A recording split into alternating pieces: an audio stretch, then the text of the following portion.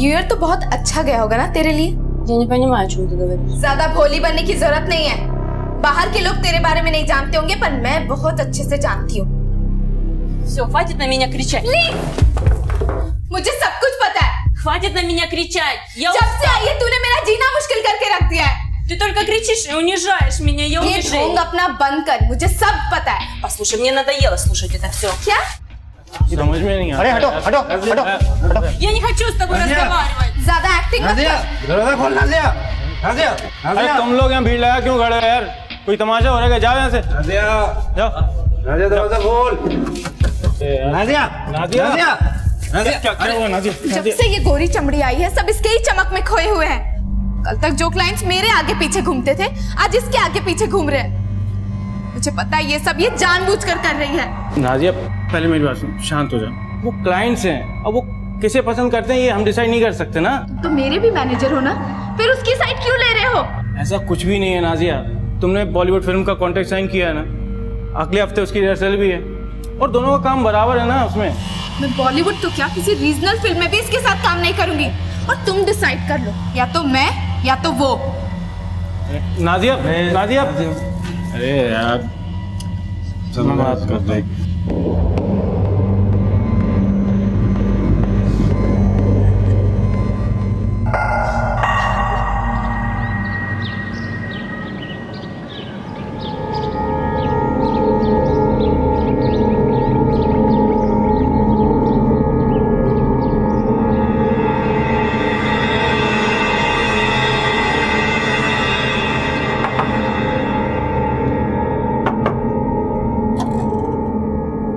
Madam 2 minute बाहर आ जाइए, सफाई करना है।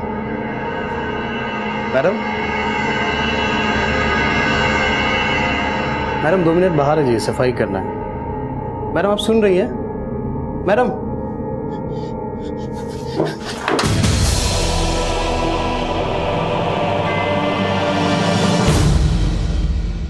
नए साल का स्वागत हम भरपूर उत्साह, जोश और जश्न के साथ करते हैं। हम उम्मीद करते हैं कि आने वाला साल हमारे लिए खुशियां लाएगा, तरक्की लाएगा। मुंबई जैसे महानगरों में नए साल की तैयारियां बड़े धूमधाम से की जाती हैं और इसी तरह मुंबई के एक होटल में नए साल की पार्टी हुई।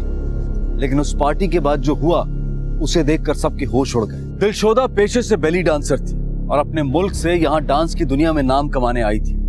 बाकी के कलाकारों की तरह उसके भी कुछ सपने थे, आशाएं थी, लेकिन उसके सारे सपने किसी ने पुराने साल के साथ ही खत्म कर दिए। आने वाले साल के जश्न में उसका यह परफॉर्मेंस अब तक का सबसे बेहतरीन परफॉर्मेंस था। लोगों की नजरें उससे हट ही नहीं रही थी। दिलशोदा की काफी वाहवाही हो रही थी, लेकिन उसके करियर का यह सबसे बेहतरीन परफॉर्मेंस उसकी जिंदगी का आखिरी परफॉर्मेंस साबित हुआ।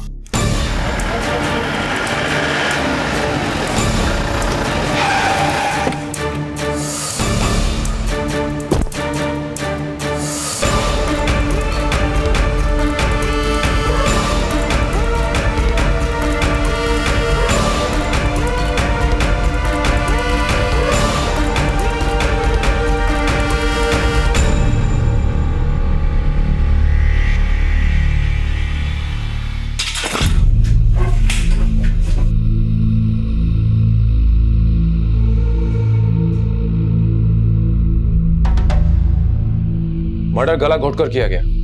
ये गले पर निशान देख रहे हो? फॉरेंसिक टीम कितनी देर में पहुंचेगी? सर बस पहुंचते होगी। कमरे की तलाशी ठीक से लेना। ये सीसीटीवी कैमरा ठीक ग्रीन रूम के सामने है। इसका मतलब कातिल आते जाते जरूर इसमें दिखाई दिया होगा। माड़ी का काम करो, मैनेजर से कह के इसकी फुटेज निकलवा। सर सॉरी सर, ऑफिस के सीसीटीवी काफी पुराने हो गए, अभी काम नहीं कर रहे। हम लोग ठीक करने ही वाले थे, लेकिन वो न्यू ईयर होने के कारण रिपेयर करने वाला बंदा है ही नहीं। सर, हाँ माड़ी, मैंने मैनेजर से बात की, होटल के सारे सीसीटीवी खराब है। माड़ी अगर ये सीसीटीवी ठीक होते तो इससे में जरूर कोई ना कोई सुराग मिल ही जाते, लेकिन इस सीसीटीवी का खराब होना भी अपने आप में एक बहुत बड़ा सुराग है। मतलब सर? मतलब ये माड़े के इस कैमरे और इस मर्डर के बीच में कोई ना कोई ताल्लुक है। अब तुम मान लो कि मैं यहाँ मर्डर करने आता हूँ। मर्डर करने आऊंगा तो जाहिर सी बात है कि मैं यहाँ वहां ताक झांक करूंगा, क्योंकि मुझे देख तो नहीं रहा है। लेकिन जब अगर मुझे पता है कि कैमरा खराब है तो मैं बड़े आराम से अंदर जाऊंगा और मर्डर कर दूंगा। सर इसका मतलब इस लड़की को मारने वाला शायद इस होटल को और लड़की को अच्छे से जानता होगा। हो सकता है। माड़ी के काम करो, तुम उन सारे लोगों की लिस्ट बनाओ जो कल रात से लेकर आज तक इस होटल में मौजूद थे। सबसे पूछताछ करो, किसी को मत छोड़ना, चाहे वो वॉचमैन हो, गेटकीपर हो, सिक्योरिटी गार्ड्स, सबसे। शायद किसी ने कुछ देखा हो। सर, मैं इस लड़की का नंबर पता करके उसका कॉल रिकॉर्ड भी चेक करता हूँ। शायद जो भी यहाँ आया था उसकी यहाँ आने से पहले इस लड़की से बात हुई हो। राइट।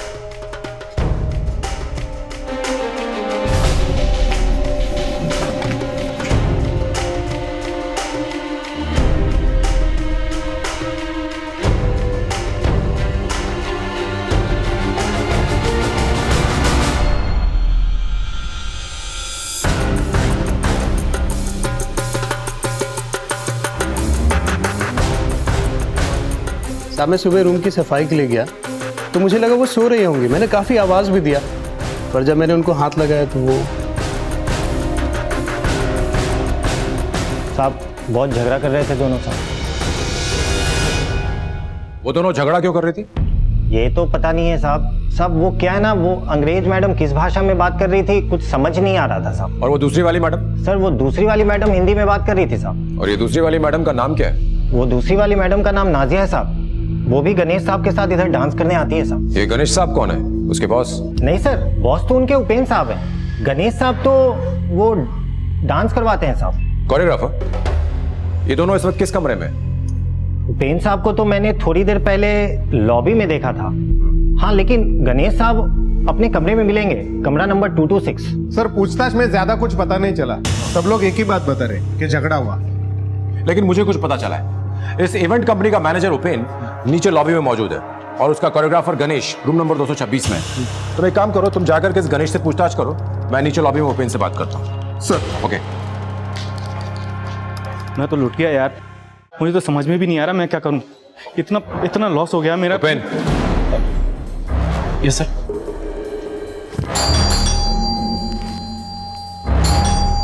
सर मुझे तो ये यकीन नहीं हो रहा है कि किसी ने दिलशोदा को मार दी। वो तो बहुत प्यारी और स्वीट लड़की थी सर। इतनी प्यारी और स्वीट लड़की का मर्डर कौन कर सकता है? मुझे क्या पता किसने मारा होगा सर। मैं तो वैसे ही खुद परेशान हूँ सर। मैंने रशिया से उसे यहाँ शो के लिए बुलाया था, लेकिन मेरा इतना लॉस हो गया। उसकी एडवांस बुकिंग थी, मुझे सबके पैसे वापस देने पड़ेंगे। और सबसे बड़ी बात, उसके घर वालों को क्या बोलूँगा मैं। उसकी किसी से कोई दुश्मनी थी? ऐसी दुश्मनी जिसमें उसका कोई मर्डर कर दे? नहीं सर, ऐसा तो कोई नहीं था। तो फिर कल रात उसका झगड़ा क्या नाजिया के भूत से हुआ था? वो झगड़ा सर नाजिया और दिलशोदा में तो अक्सर होता रहता था। अब छोटे मोटे झगड़े तो होते रहते हैं। जैसे गणेश के साथ झगड़ा हुआ तो इसका मतलब ये थोड़ी कि मर्डर गणेश ने कर दिया। मतलब? Ganesh? Yes sir.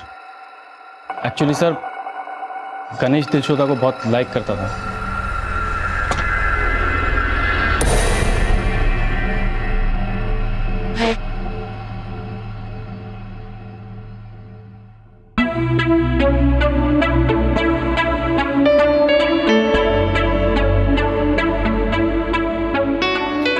Hi, I am Ganesh. Привет, как дела? तुम लोगों को हाय बोल रही है। ये दिलशोदा है तुम लोगों की नई रूममेट। नाजिया तुम्हारी रूममेट। और हाँ, हिंदी बोलना भी सीख रही है। थोड़ा Мне нужна ванную. या मैं इसे रूम देखा क्या? काफी कॉन्फिडेंट लग रही है। इस बार तो शो हिट है अपना। तो क्या पहले फ्लॉप जाता था? विदेशी है तो क्या हो गया? मुझसे अच्छा डांस थोड़ी करती होगी। और वैसे भी डांस गोरी चमड़ी से नहीं, दिल से होता है। क्यों समर? हाँ।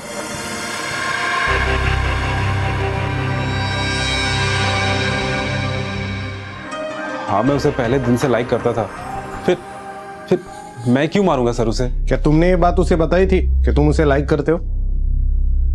हाँ सर, एक बार मैंने उसे पटाने की कोशिश की थी। 1 2 3 4 1 2 3 4 1 2 3 4 1 2 3। नहीं हो रहा है, इट्स नॉट हैपनिंग। काम करो, तुम लोग ब्रेक ले लो। ओके, मैं इसको सिखाता हूँ। Okay, bye bye bye. Okay, let's start. तुझे क्या लगा? ये सब तुझे ऐसे ही मिल जाएगा? हाँ बेबी, इसको गुरु दक्षिणा कहते हैं और आज तक मुझे किसी ने ना नहीं कहा। Come on, come on. वैसी नहीं हूँ। जाओ, देखता हूं कौन सिखाता है तुझे। सर गणेश ने उस बात को इज्जत पे ले लिया था। वो तो उसे कोरियोग्राफ भी नहीं करना चाहता था। फिर मैंने मैनेज किया। मैंने गणेश को समझाया अगर कोई बाहर की लड़की तेरे अंडर में काम करेगी तो मार्केट में तेरी इज्जत बढ़ेगी। और ये कितने दिन पहले की बात है? कुछ ही महीने पहले की बात है। बाद में तो सब ठीक ही चल रहा था सर। कल रात की पार्टी के बाद तुम दोनों कहाँ थे? कल रात की पार्टी बहुत बड़ी थी सर, और बहुत मुनाफा भी हुआ, इसलिए मैंने और गणेश ने दारू पीकर सेलिब्रेट किए थे सर। गणेश तू देखना, इस प्रोग्राम के बाद ना हमारी लाइफ के सारे प्रोग्राम बड़े अच्छे होंगे। आज हम 3 स्टार में बैठे हैं, कल देखना 5 स्टार में होंगे, और सामने स्विमिंग पूल से लड़कियां निकल रही होंगी और हाथ में स्कॉच होगा। और तू देखना, आज हमारा एक ग्रुप है ना, कल 4 ग्रुप होंगे। बिल्कुल सब जल्दी चलिए साहब, वो अंग्रेज मैडम से नाजिया मैडम झगड़ा कर रही है साहब। अरे यार इन लड़कियों के झगड़े कभी खत्म नहीं होते यार।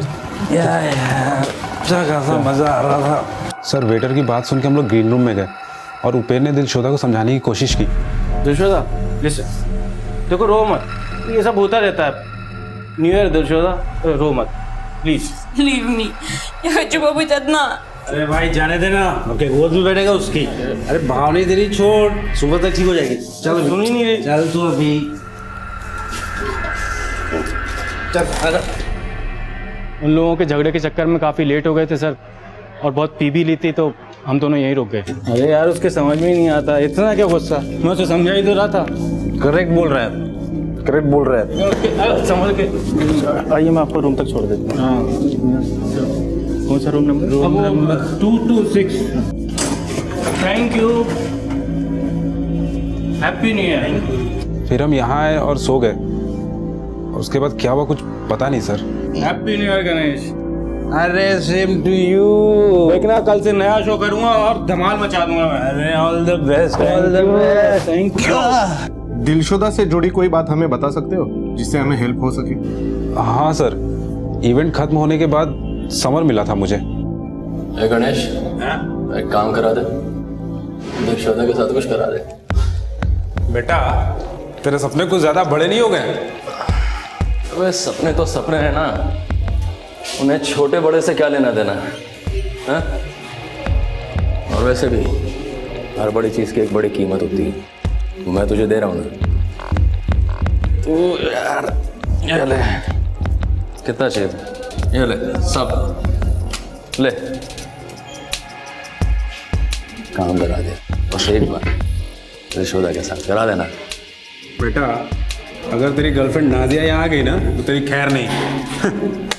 अच्छा, नाजिया यहाँ भी आती है क्या?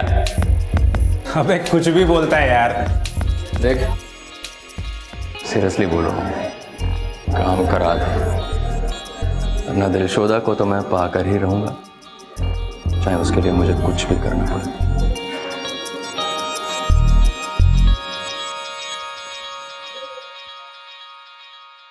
समर की ये बात तूने नाजिया को बताई? नहीं सर, पर मैंने समर को समझाया कि दिलशोदा के साथ कुछ वक्त बिताने के बाद उसका दिल भर जाएगा, और नाजिया उसे दिल से प्यार करती है। नाजिया समर से प्यार करती है, समर दिलशोदा से प्यार करता है। तुम दिलशोदा के पीछे पागल थे। बचा उपेन। उपेन ने यह मर्डर किया होगा। सर दिलशोदा उसके लिए सोने का अंडा देने वाली मुर्गी थी, और कोई ऐसी मुर्गी को क्यों मारेगा सर? लेकिन दिलशोदा तो मर गई। चलो मान लिया गणेश कि उपेन एकदम सीधा साधा है, ये मर्डर उसने नहीं किया, तो क्या नाजिया ने किया? सर वैसे नाजिया और दिलशोदा की बिल्कुल बनती नहीं थी, पर मुझे नहीं लगता वो ऐसा कुछ कर सकती है। वो बहुत अच्छी लड़की है सर। नाजिया अच्छी लड़की है मतलब? सर वो अपने परिवार वालों का बहुत ख्याल रखती है, और यहाँ से कमाए हुए सारे पैसे वो अपने घर पर भेजती है। अरे नाजिया ये कपड़े, अरे ये तुझे सूट नहीं करेंगे, इट्स नॉट योर स्टाइल। अरे बाबा ये मेरे लिए नहीं है, ये सब मैं गांव भेजूंगी मेरी छोटी बहन के लिए। पहली बार कॉलेज जा रही है ना, सबसे अच्छी दिखनी चाहिए। अरे तेरी छोटी बहन भी है, तूने बताया नहीं कभी? डांस करती है क्या? मिला कभी? नहीं, वो ये सब नहीं करेगी। जो कुछ भी मैंने देखा है, मैं नहीं चाहती कि वो ये सब देखे। वो सिर्फ सपने देखेगी, बड़े बड़े सपने, और मैं उन्हें पूरा करूंगी। अब आप ही बताइए सर, ऐसी लड़की किसी का मर्डर कर सकती है? उसके घर पे कौन कौन है? सर उसके मम्मी पापा, एक छोटी बहन और एक बड़ी बहन है। उसकी बहनें भी डांसर है? नहीं सर, छोटी वाली किसी कॉलेज में पढ़ाई करती है और बड़ी वाली की शादी हो गई है। अब ये नाजिया कहाँ मिलेगी? कहने को तो हम 21वीं सदी में जी रहे हैं। हम मॉडर्न कल्चर, मॉडर्न लाइफस्टाइल की बातें करते हैं।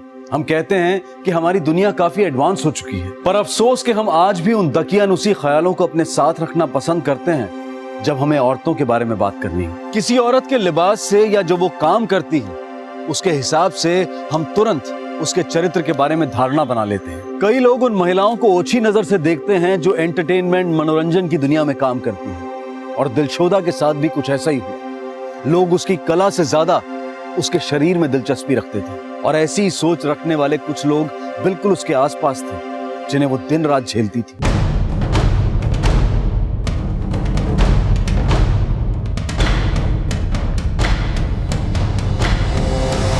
One, two, three, start. 1, 2, 3, 4, 5, 6, 7, 8. 1, 2, 3, 4, 5, 6, 7, 8. Change. 2, 2, 3, 4, 5, 6. क्या कर रहे हो? देखो पीछे क्या कर रहे गर्ल्स? 4, 5, 6, 7, 8. 1, 2, 3, 4, 5, 6, 7, 8. क्या कर रहे हो? गलत कर रहे हो, ठीक से करो, मैच करो. 2, 3, 4, 5, 6, 7, 8. 1, 2, 3, 4, 5, 6, 7, 8. 2, 2, 3, 4, 5, 6, 7, 8. 1, 2. नाजिया कौन है? सर मैं हूँ नाजिया। वो मेरी रूममेट थी सर, हम 1 साल से साथ में थे।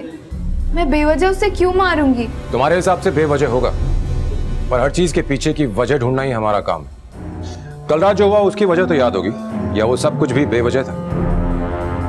सर कल रात मुझे गुस्सा आया था, पर वो गुस्सा इतना बड़ा भी नहीं था कि मैं किसी का मर्डर कर दूं और अपनी लाइफ खराब कर दूं। सर ऐसा नहीं है कि मैं अच्छी डांसर नहीं हूँ, पर वो फॉरेनर थी ना, इसीलिए सब उसके पीछे पड़े रहते थे। और कल रात को भी इसी बात को लेकर हम दोनों के बीच कहासुनी हो गई। और वो आखिरी बार था जब तुम दिलशोदा से मिली? नहीं सर, मिली तो नहीं थी, लेकिन जब मैं वॉशरूम जा रही थी तब मैंने वहां देखा।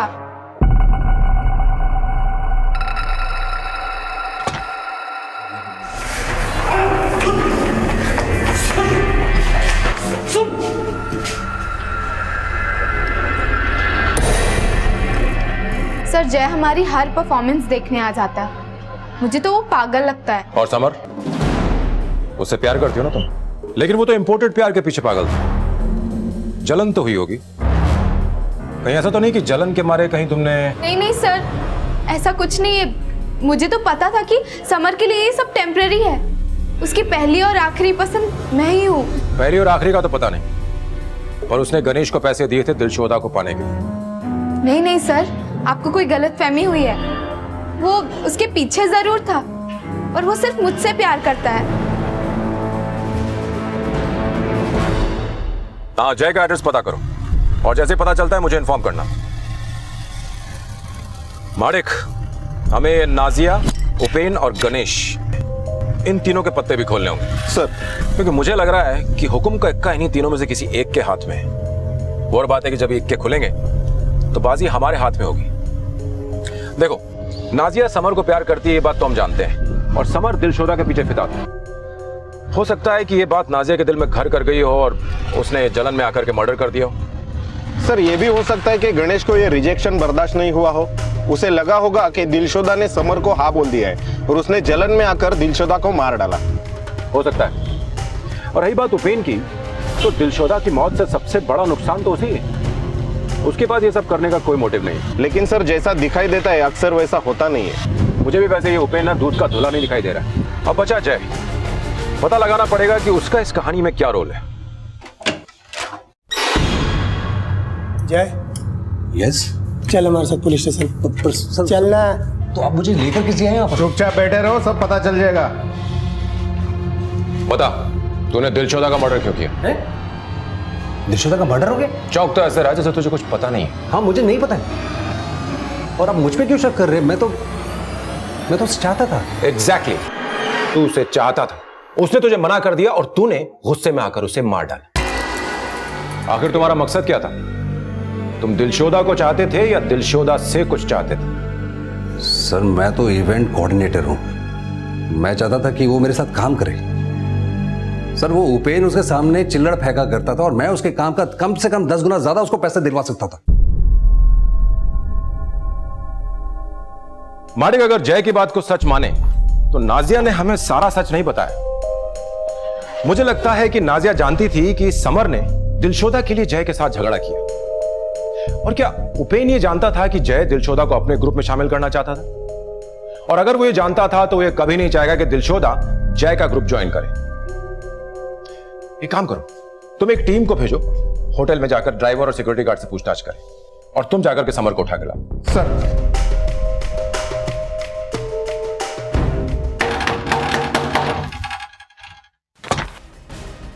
समर। हाँ चल अरे पर चल, बात चल, क्या चल, बताइए तो? चल, पता चल गया, सर, हुआ क्या बताइए तो? अरे सर हुआ क्या? मैं तो दिलशोदा से प्यार करता था सर, मैं उसको क्यों मारूंगा? मैंने तो उसके लिए नाजिया को छोड़ दिया। समर प्लीज ऐसा मत करो समर, मैं तुमसे बहुत प्यार करती हूँ। देख नाजिया, मेरा तेरा रिश्ता सिर्फ बिस्तर तक का था, लेकिन दिलशोदा से मैं प्यार करता हूँ और ये ब्रेकअप चलता रहता है।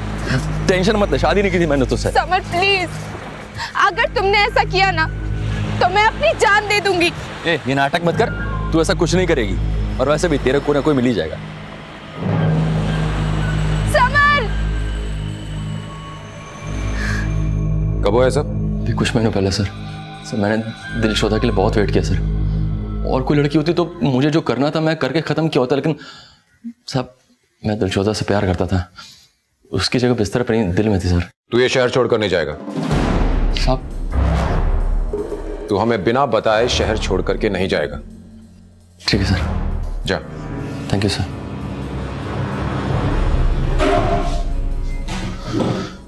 इस पर नजर रखो सर। भाई ये नाजिया का चक्कर समझ नहीं आ रहा है। इसने हमें यह तो बताया कि समर और इसके बीच में अफेयर था, और उसने हमें यह नहीं बताया कि उन दोनों का ब्रेकअप हो गया। इसका मतलब यह है कि नाजिया के दिल में ऐसे बहुत से राज छुपे हैं जिन्हें अभी भी निकालना जरूरी है। ये केस अब एक अजीब सी पहेली बनता जा रहा था। पुलिस को हर किसी से कोई ना कोई सुराग तो मिल रहा था, लेकिन वो सुराग पुलिस को एक ऐसे रास्ते पर ले जाकर खड़ा कर देता था जहां डेड एंड लिखा हुआ मिलता था। उस रात क्या हुआ था, क्या यह किसी को नहीं पता होगा? क्या किसी ने कुछ देखा ही नहीं? या फिर कोई ऐसा था जिसे सब कुछ पता था पर वो इस केस को उलझाकर बचने की कोशिश कर रहा था? पुलिस सभी के बयानों को एक कड़ी में जोड़ने की कोशिश कर रही थी कि शायद एक लापता कड़ी उन्हें मुजरिम तक ले जाने में मददगार साबित हो, लेकिन यहां तो हर कड़ी के बाद दूसरी कड़ी गायब थी। आखिर माजरा क्या था? क्या पुलिस को जो कुछ पता चला था वो सब आधा सच था, या फिर वो सच था ही नहीं? सारी कड़ियों को खंगाल कर उन्हें ठीक से जोड़ने के लिए पुलिस ने तय किया कि वो एक बार फिर से सबसे अच्छी तरह से पूछताछ करेंगे, और उन्होंने शुरुआत की नाजिया से।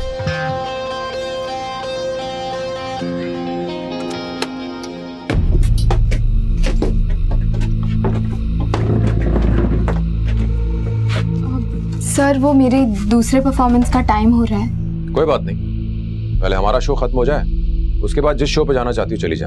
देखिए सर, मुझे जो कुछ भी पता था मैं आपको सब कुछ बता चुकी हूँ। नहीं नाजिया, अभी भी कुछ सच है जो बताना बाकी। अब सच सच बताओ, वरना ये लेडी कांस्टेबल देख रही हो, इसकी कोरियोग्राफी के बाद डांस करना तो दूर, खड़े रहना मुश्किल हो जाएगा। इसलिए सब सच बताओ। समर के साथ अब भी हो? नहीं सर, मैंने झूठ बोला था। मैं बहुत डर गई थी सर, क्योंकि मुझे लगा अगर आपको इस बारे में पता चलेगा तो आप सबसे पहले मुझ पे ही शक करोगे, और अगर मुझे किसी को मारना ही होता तो मैं समर को मारती, ना कि दिलशोदा को। तुम्हारा उस रात दिलशोदा के साथ झगड़ा क्यों हुआ था? Я не хочу с тобой разговаривать। ज्यादा एक्टिंग मत कर। तुझे पैसे चाहिए ना? निखिल सेठ और विक्रम सेठ ये दोनों देती है तुझे। दोनों बहुत पैसे वाले हैं। तू प्लीज समर का पीछा छोड़ दे। I'm not prostitute, I'm dancer. मैं समर पीछे नहीं, समर मेरे पीछे। बस सर, इसके अलावा मैंने जो कुछ भी बोला है सब कुछ सच बोला है। Thank you.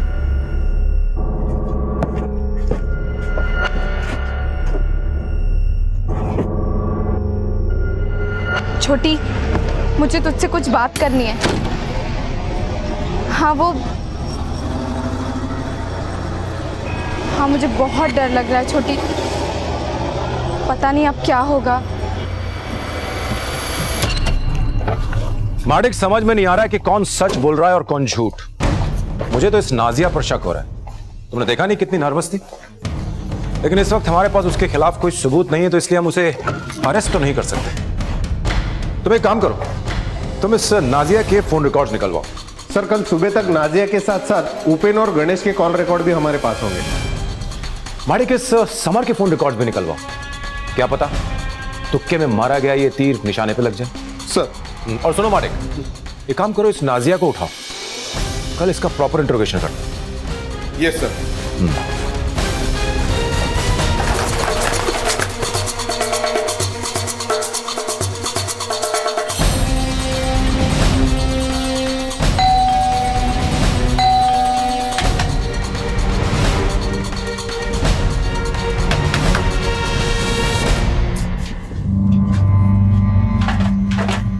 आप नाजिया के पड़ोसी हो?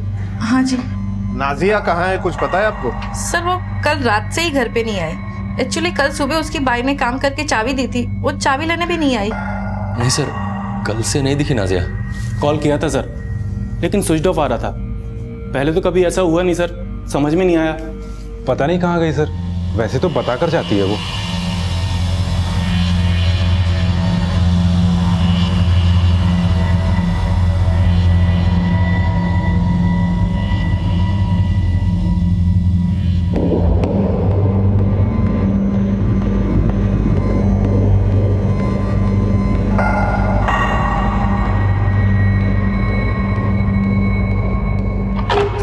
सर, एक कैब ड्राइवर मिला है, पवार। जो कुछ भी वो बता रहा है, शायद ये वो कड़ी हो सकती है जिसकी हमें तलाश थी। बुलाओ सर। सर। पवार, बताओ क्या जानते हो तुम? साहब, होटल के लिए काम करते हैं। मैं लेट नाइट पार्टी वार्टी रहती है ना, तो लड़की लोग को ड्रॉप करने को होता है मेरे को। नाइट शिफ्ट में क्या है साहब, काम कम रहता है। सुबह ट्रैफिक वगैरह रहता है, तो मेरे को रात को थोड़ा काम जमता है। कहानी मत बताओ, मुद्दे की बात बताओ। अभी कुछ दिन पहले की बात है साहब। नाजिया मैडम होटल के बाहर आई, मेरे गाड़ी में बैठी। जब हम लोग निकलने वाले थे तभी चले मैडम। हाँ चलो।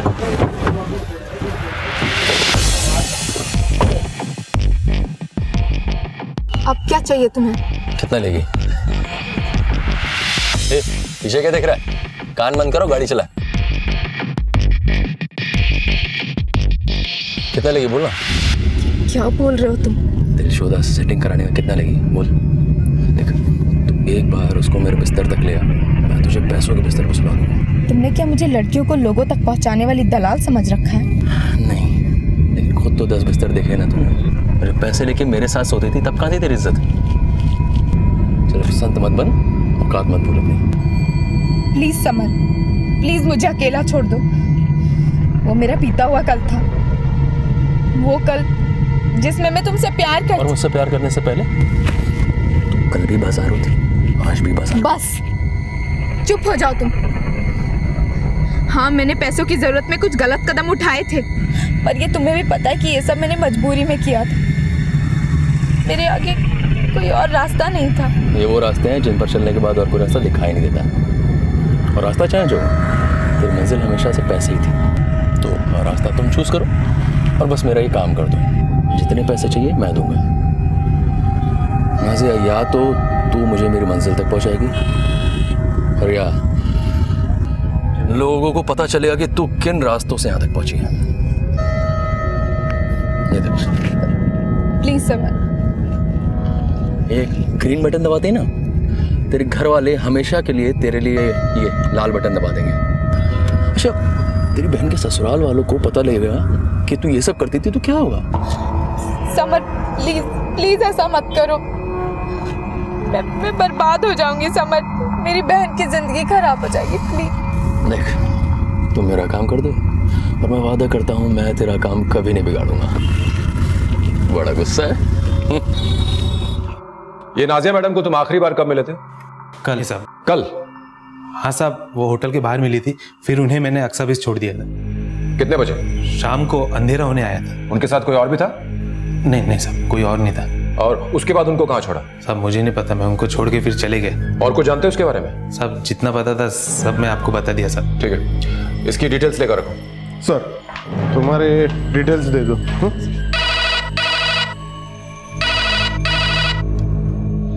अंधेरी पुलिस स्टेशन हेड कांस्टेबल मात्रे बोलते हैं क्या?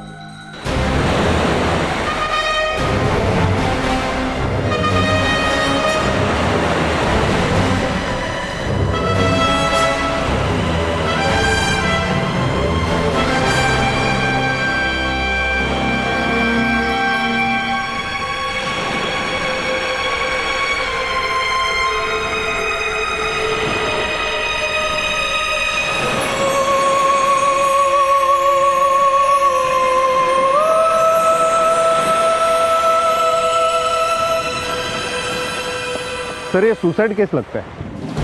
नहीं मालिक, it's not a suicide case, it's a planned murder. अगर नाजिया को जान ही देनी होती तो 12 किलोमीटर दूर आकर के जान क्यों देती?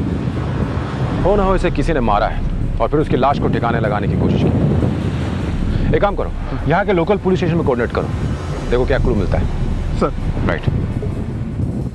अब तक पुलिस को लग रहा था कि नाजिया ही वो शख्स है जिसके पास दिलशोदा को मारने की काफी वजहें थी, लेकिन अब पुलिस ने नाजिया का शव भी संदेहास्पद हालत में बरामद किया था। नाजिया की मौत ने यह साबित कर दिया था कि इस केस की परतें काफी गहरी हैं और उन्हें खोलना आसान नहीं होगा। पुलिस ये बात जानती थी कि नाजिया ने आत्महत्या नहीं की है बल्कि उसे किसी ने मारा है, लेकिन अब सबसे बड़ा सवाल यह था कि आखिर नाजिया के खून की वजह क्या थी? क्या दिलशोदा और नाजिया का खूनी एक ही था?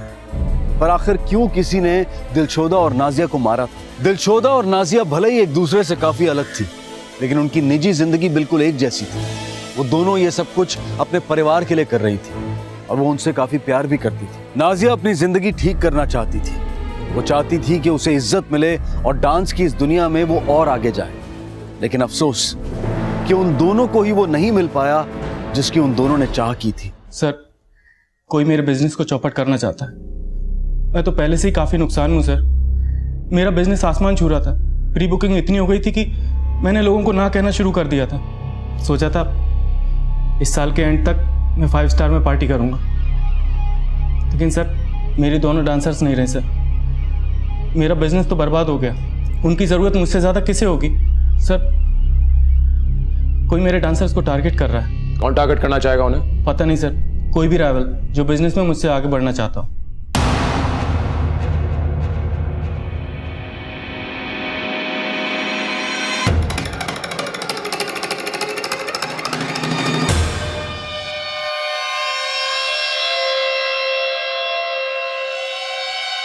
सर ये जय, नाजिया, उपेन, राज, गणेश और समर सबके कॉल रिकॉर्ड्स आ गए। सर इंटरेस्टिंग बात यह है कि जय और गणेश के बीच सबसे ज्यादा बात हुई है। ये जय तो अपनी इवेंट कंपनी चलाता है ना, और गणेश उपेन का कोरियोग्राफर है। ये इन दोनों के बीच में इतनी बातचीत क्यों हो रही है?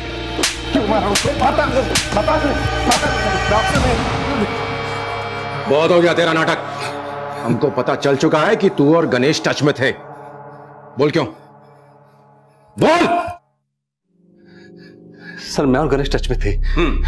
मैंने गणेश को एक ऑफर दी थी कि मेरी एड एजेंसी ज्वाइन कर ले, और ये ऑफर मैंने नाजिया को भी दी थी, और नाजिया के मना करने के बाद ही मैंने दिलशोदा से बात की थी। और जब तुझे पता चला कि नाजिया और दिलशोदा उपेन की एजेंसी को नहीं छोड़ेंगी, तो तूने उपेन को बर्बाद करने का फैसला किया। इसके बाद तूने दोनों लड़कियों का बारी बारी से खून किया, और तू ये अच्छी तरह से जानता था कि नाजिया और दिलशोदा ही उपेन की बेस्ट डांसर्स हैं, जिसके ऊपर उसका पूरा बिजनेस टिका था। तूने सोचा न रहेंगी दोनों लड़कियां और न रहेगा उनका बिजनेस। सर ये दोनों डांसर दुनिया के आखिरी डांसर थोड़ा है, दुनिया में और भी तो हैं। मार्केट में अगर आप अच्छा पैसा दोगे तो कोई भी आ जाएगा, मैं जान क्यों लूंगा किसी के साथ? और सर ये आम सी बात है कि कोई भी कंपटीटर दूसरे कंपटीटर के एम्प्लॉयज को हायर करता है। सर मैंने जय के ऑफर वाली बात आप लोगों से इसलिए छुपाई क्योंकि मैं नहीं चाहता था कि उपेन को ये सब पता चले। और वैसे भी सर मैंने जय का ऑफर रिजेक्ट कर दिया था, पर मेरा जय के साथ बातचीत करना उपेन को बिल्कुल भी पसंद नहीं था, क्योंकि वो दोनों एक दूसरे के स्ट्रॉन्ग कॉम्पिटिटर्स हैं। सर एक मिनट।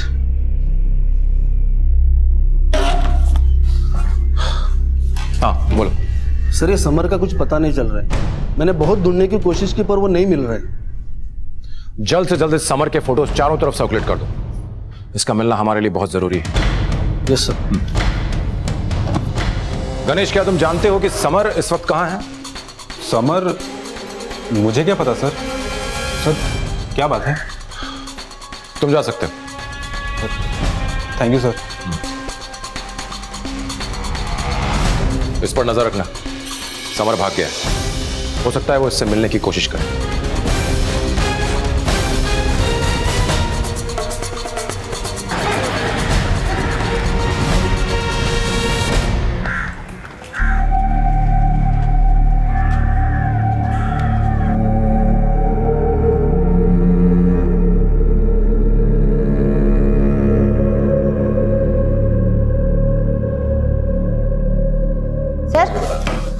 ये शबनम है नाजिया की छोटी बहन। हाय, थैंक यू वेरी मच जो आप यहाँ आई। कैसे नहीं आती सर। जिस बहन ने मेरी और पूरे परिवार की जिम्मेदारी अपने कंधों पर उठा रखी थी, उस बहन के लिए इतना करना तो कुछ ना करने के बराबर है। मैं ही जानती हूँ कि आपा ने हमारे लिए कितनी कुर्बानियाँ दी थी। कुर्बानी? कैसी कुर्बानी? कि हमारी ज़रूरतें पूरी करने के लिए आपा ने कई लोगों के साथ रातें बिताई हैं। मैं जानती थी कि वो कई लोगों की भूख का शिकार बनी है, सिर्फ हम सबकी भूख शांत करने के लिए। हमें पैसों की बहुत ज़रूरत थी और आपा ने अम्मी अब्बू को कभी एक बेटे की कमी महसूस ही नहीं होने दी। इस बार पैसे कम तो नहीं है ना? और हाँ, अगले वक्त पैसे जल्दी मिल जाने चाहिए, वरना मैं तुम्हारी बहन को यहीं छोड़ के चली जाऊंगी। मेरे बेटे को रिश्ते की कमी नहीं है, एक से एक रिश्ते हैं इसके लिए, और ज्यादा पैसे देने वाले। नहीं नहीं, इसकी कोई जरूरत नहीं है। आपने जितने बोले थे मैंने दे दिए हैं। और प्लीज आप लोग गुस्सा मत होइए, अगली बार से आपको पैसे वक्त पे मिलते रहेंगे।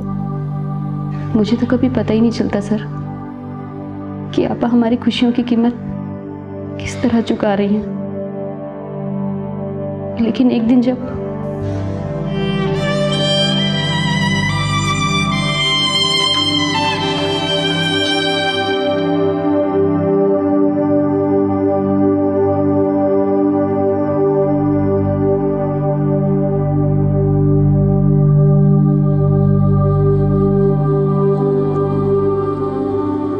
मैं ये सब करना नहीं चाहती थी,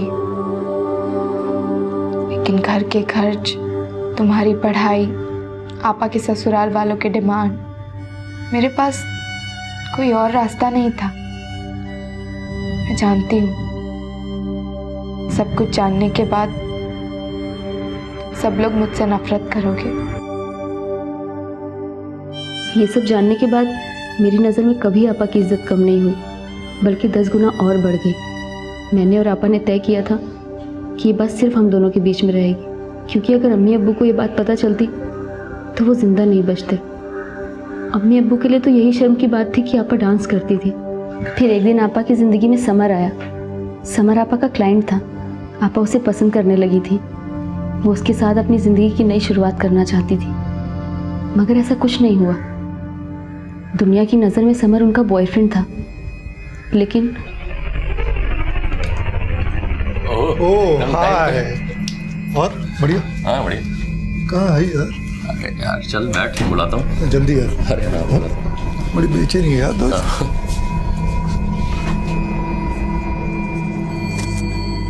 कौन है? दोस्त है मेरे, बोला था ना तेरे को। मतलब समर, तुम ये क्या कर रहे हो? तुम मेरे बॉयफ्रेंड हो, मैं सिर्फ तुम्हारी हूँ। तुम मुझे अपने दोस्तों के साथ बांटना चाहते हो। देखना क्या, एक कॉल और तेरी जिंदगी खत्म। लोग थूकेंगे तेरे अम्मी अब्बू पर। क्यों ऐसा कर रहे हो समर? मैं तुमसे प्यार करती हूँ।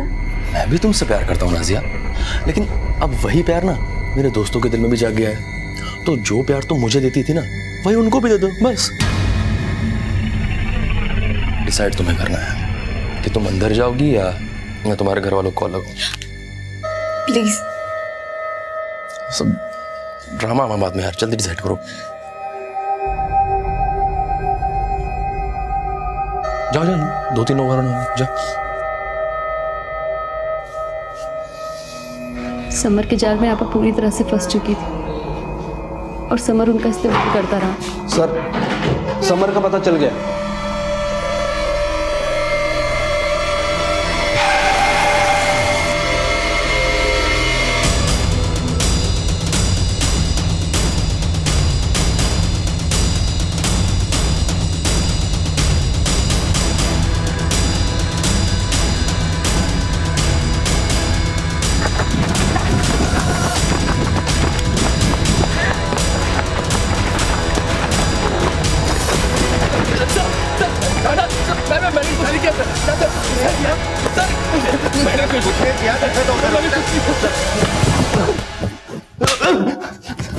बोल, क्यों खून किया तूने? सर मैं सच बोल रहा हूँ सर, मैंने कोई खून नहीं किया सर। मैं तो पूरी रात किंग्स बार में बैठा था सर। किंग्स बार में बैठा था? हाँ सर। तो फिर अचानक गायब कहाँ हो गया था? बिना बताए तू यहाँ से गया कैसे? मैंने तुझे कहा था ना कि बिना बताए जाना नहीं, शहर में छोड़ना। क्यों गया? सर पूरी जगह मेरे पोस्टर लगे सर, और नाजिया भी मर गई, तो मुझे लगा मैं फंस जाऊंगा, इसीलिए भागा कि मामला सॉल्व होने के बाद वापस आ जाऊंगा। सर मैं सच बोल रहा हूँ, मैंने कोई खून नहीं किया। झूठ बोल रहा है? सर मैं सच बोल रहा हूँ, मैं पूरी रात किंग्स बार में बैठा था सर। आप चाहे तो पता कर लो। सर ये सच बोल रहा है, ये किंग्स बार में ही बैठा था, मैंने पता किया। शबनम, तुम्हें नाजिया के बारे में सब पता था, क्योंकि नाजिया तुम्हें सब बताया करती थी। क्या उसने कभी तुम्हें बताया कि वो जय के साथ काम करना चाहती है? नहीं सर, आपा तो चाहकर भी किसी और के साथ काम नहीं कर सकती थी। क्यों? अरे क्या बात है, मुझे यहाँ क्यों लेके आए? सर बात क्या है सर, मुझे यहाँ क्यों बुलाया सर? अब तुम खुद सच बताओगे या फिर हम अपने स्टाइल से उगलवाएं? क्या मतलब सर? मतलब वही है जो तुम समझ रहे हो।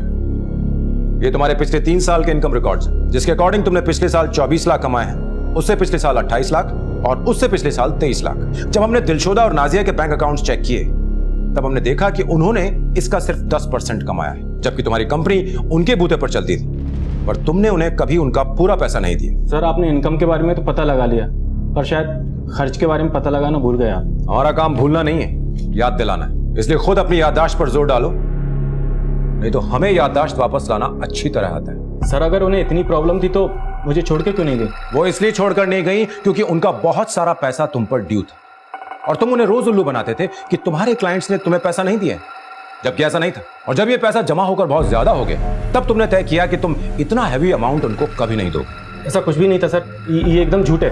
नाजिया की छोटी बहन ने हमें सब बता दिया, क्योंकि नाजिया उससे हर बात शेयर किया करती थी। उसने ये भी बताया है कि नाजिया पैसों की तंगी के चलते ही दिलशोदा का सौदा करवाने को तैयार हुई थी, ताकि वो आसानी से ज्यादा पैसे कमा सके। बोल, ऐसा हुआ था? ऐसा कुछ भी नहीं हुआ था सर। मैं सब बताता हूँ। एक्चुअली बात ये थी कि वो दरअसल समझ में नहीं आ रहा। अरे हटो। Я не хочу с тобой разговаривать. ज्यादा एक्टिंग मत कर। तुझे पैसे चाहिए ना? निखिल सेठ और विक्रम सेठ ये दोनों देती है तुझे।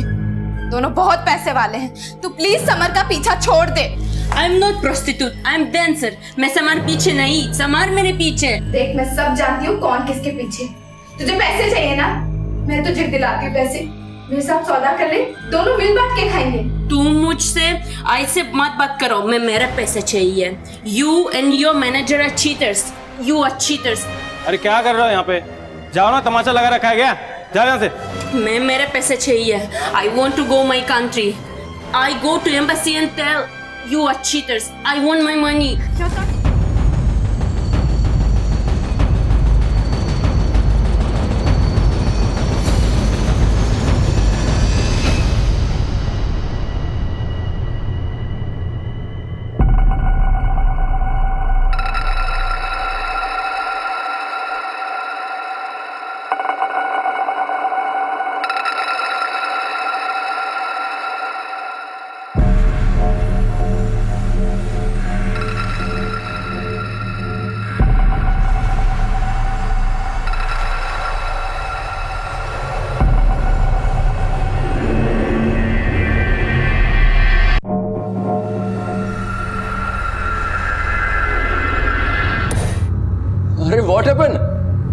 लव यू यार।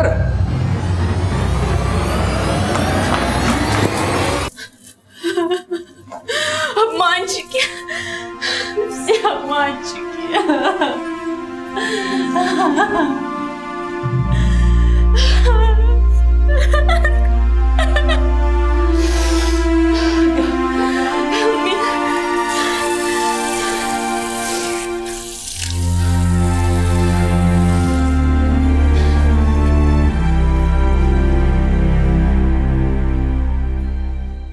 दिलशोदा, don't feel alone, I am with you. Actually तुम्हें उन लोगों की बात पे ध्यान ही नहीं देना चाहिए। तुम इतनी खूबसूरत हो कि लोगों से you get unwanted attention. I don't want attention. I want my money. Nazia blamed me with which I never done. Guys look at me like piece of meat. I'm done. I just want my money, my passport, and I want to go back. Or I go to embassy. And you tomorrow go into jail. बहुत हुआ तेरा। मुझे धमकी दे रही तू? 2 कौड़ी की औकात है तेरी, ज्यादा सर में मत चढ़। पैसे चाहिए ना तुझे? हैं? अभी दूंगा मैं तुझे पैसे। Yes, now I want. Yes, now. Green room में वेट कर।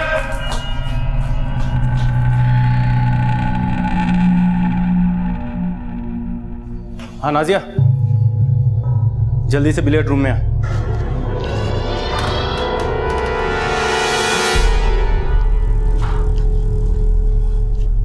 उपेन, इस वक्त क्यों बुलाया?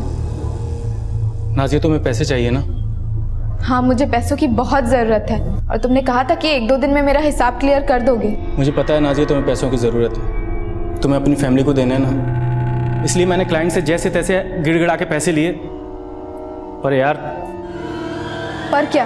वो दिलशोदा मुझे धमकी दे रही है यार। अगर मैंने उसे पैसे नहीं दिए तो अपनी एम्बेसी में मेरे खिलाफ शिकायत कर देगी और मुझे उसे पैसे देने होंगे तुमसे पहले। उपेन, पिछले 6 महीने से तुम मुझे टाल रहे हो और तुम्हें पता है कि अगर आपा के ससुराल वालों को पैसे नहीं दिए तो क्या होगा? तुम भी तो ये सोचो, अगर मैंने दिलशोदा को पैसे नहीं दिए तो जेल करवा देगी मुझे, और फिर ना तुम्हें पैसे मिलेंगे ना मुझे। साली, ये जब से आई है सांस लेना मुश्किल कर दिया है। मैं क्या करूं इसका? मुझे पता है क्या करना है। क्या? उसे मार देते हैं। क्या बोल रहे हो? पागल हो गए हो क्या? नाजिया, इसमें मेरा कोई फायदा नहीं है। मैं सिर्फ तुम्हारे फायदे के बारे में सोच रहा हूँ। सोचो अगर पैसे नहीं पहुंचे तो तुम्हारी बहन के साथ क्या होगा? हाँ, पर इसके लिए ये सब करना? ठीक है, तो मैं दिलशोदा को पैसे दे देता हूँ। मैंने तो सोचा था कि आज तुम्हारे सारे ड्यूज क्लियर कर देता और उन पैसों में से भी एक बड़ा अमाउंट तुम्हें देता, जिससे तुम्हें ये सब काम करने की जरूरत नहीं पड़ती। देखते हैं नेक्स्ट टाइम क्लाइंट कब पैसे देता है।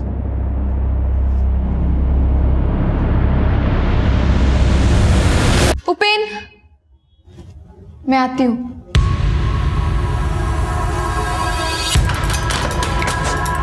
सर, मैं बहुत डर गया था। एम्बेसी को पता चल जाता तो यहाँ की पुलिस मुझे छोड़ती नहीं। छोड़ेंगे तो हम भी नहीं तुझे। वो और बात है कि एम्बेसी वाले केस में तू सस्ते में बचता, तुझे कम सजा होती, लेकिन अब हम तुझे फांसी के तख्ते तक ले जाएंगे। ये बता, नाजिया को क्यों मारा? वो नाजिया को प्लान में शामिल करना मेरी सबसे बड़ी गलती थी। जब आप पूछताछ के लिए आए तो नाजिया आपको देखकर बहुत डर गई थी।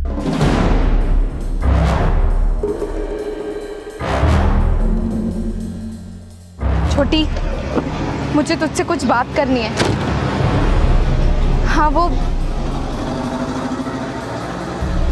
हाँ, मुझे बहुत डर लग रहा है छोटी। पता नहीं अब क्या होगा। तो तुझे लगा कि वो डर के मारे हमारे सामने सच न उगल दे, इसलिए तूने उसे जान से मार दी।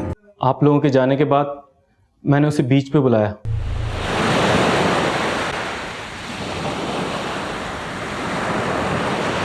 मुझे यहाँ क्यों बुलाया है?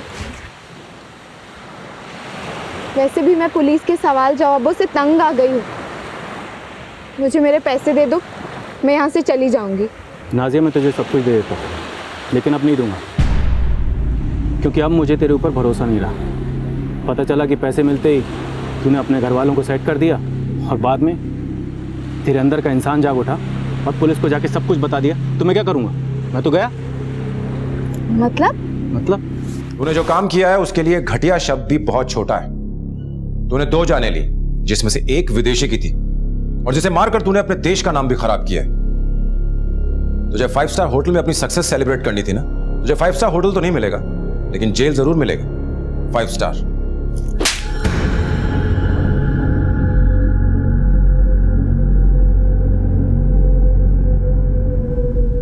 आखिरकार पुलिस ने आईपीसी की धारा 302 के तहत उपेन को इस दोहरे हत्याकांड के लिए हिरासत में लिया।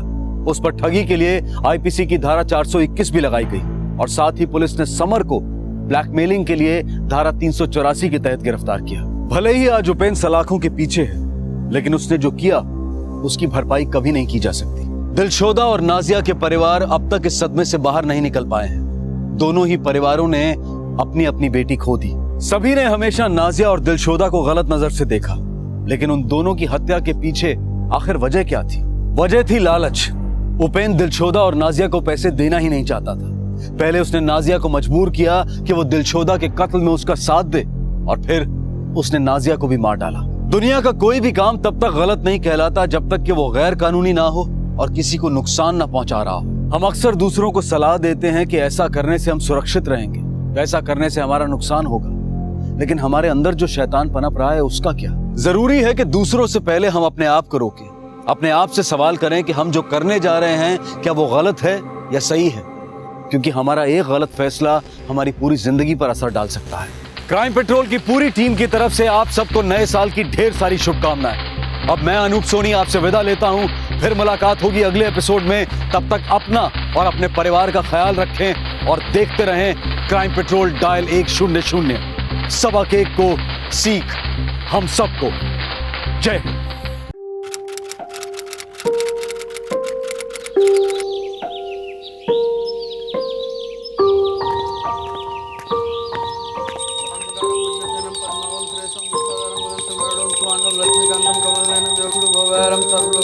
गजानम भूतग्रम मूलचार वचरो मासम सोग्नाथ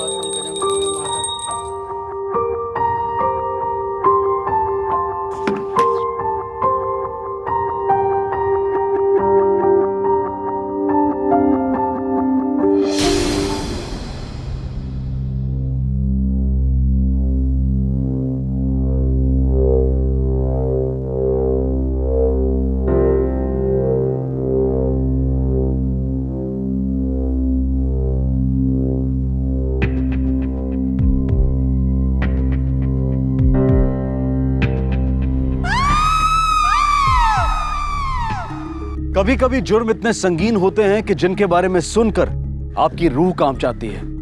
कोई ऐसा कैसे कर सकता है? ये सवाल आपको सताए रखता है। ये कहानी भी ऐसे ही एक जुर्म पर सवाल उठाती है। हाँ जी बोलो। सर, बिल्डिंग नंबर 16 में एक बच्चे की लाश मिली है। ठीक है, तुम क्राइम सीन पर पहुंचकर इन्वेस्टिगेशन शुरू करो, मैं बाद में मिलता हूँ। Okay sir.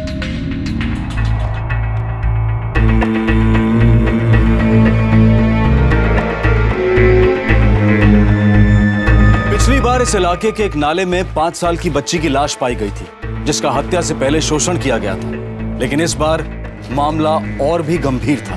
पुलिस कर्मचारियों पर एक सवाल उठ रहा था कि जो अपने ही घर की रखवाली नहीं कर सकते, वो दूसरों की रखवाली कैसे करेंगे। पुलिस के लिए इस सवाल से बढ़कर दूसरे कई सवालों के जवाब ढूंढना जरूरी था। आखिर 2 मासूम बच्चियों की बड़ी बेरहमी से हत्या कर दी गई थी। सर, बॉडी को पोस्टमार्टम के लिए भेज दिया है, लेकिन पैटर्न वही पिछले महीने वाली लाश जैसा लगता है सर। पिछले 1 महीने में दूसरी बॉडी। कोई एक 8 साल की बच्ची को पुलिस क्वार्टर की छत पर ले जाता है, लेकिन उस बिल्डिंग में रहने वाले किसी भी पुलिस ऑफिसर ने कुछ नहीं देखा। इसका मतलब ये हुआ कि जिसने भी ये जुर्म किया है वो उस बिल्डिंग में रहने वाले लोगों से वाकिफ था, यानी कि उसका वहां पर रोज का आना जाना था। या फिर सर वो बिल्डिंग में ही रहने वालों में से कोई एक है। हो सकता है। एक काम करो, बिल्डिंग नंबर 16 में जितने भी लोग आते जाते हैं रोज, उन सब से पूछताछ करो। देखो शायद कुछ पता चले। Okay sir.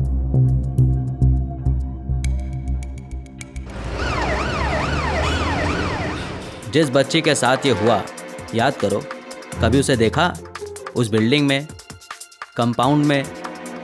नहीं देखा। साहब ने आपको बुलाया है? जिस बच्ची के साथ ये हुआ, याद करो, उसे तुमने कहाँ देखा?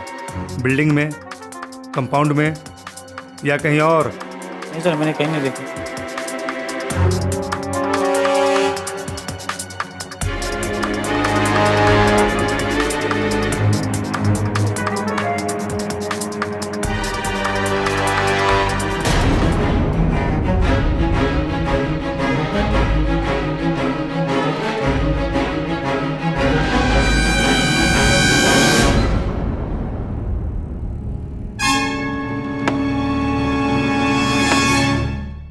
सर, पोस्टमार्टम रिपोर्ट आ गई है। बच्ची के साथ रेप हुआ है और गला घोटकर हत्या की गई।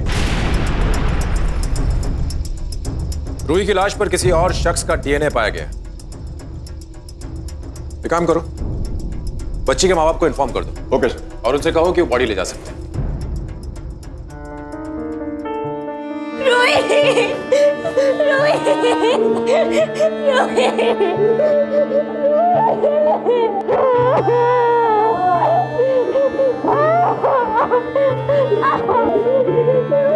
चलो बेटी से चलो।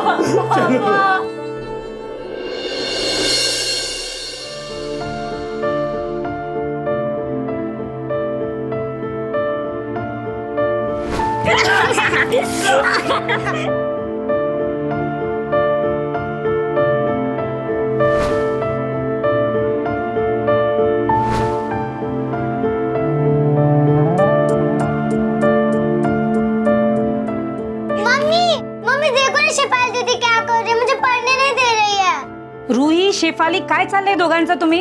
और शेफाली, तुम इतनी बड़ी हो गई फिर भी तुम्हें अक्ल नहीं है ना? कितना मस्ती करती रहती हो। रूही,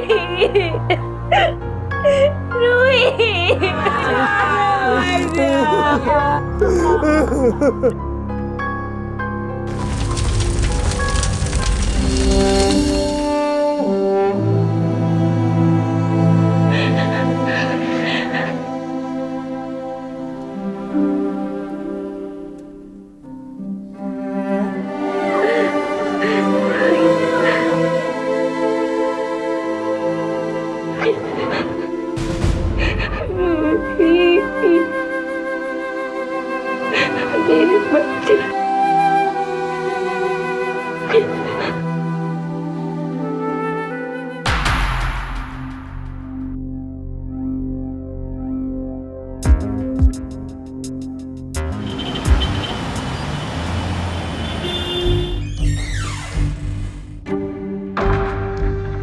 सर, रूही शर्मा की फैमिली आई है, वो आपसे बात करना चाहती है। बुलाओ। Yes sir.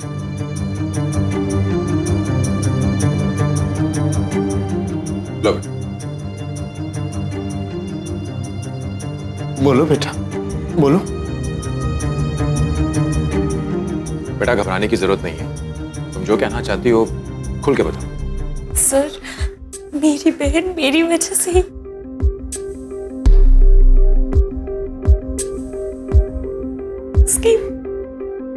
उसकी मौत की वजह मैं हूं।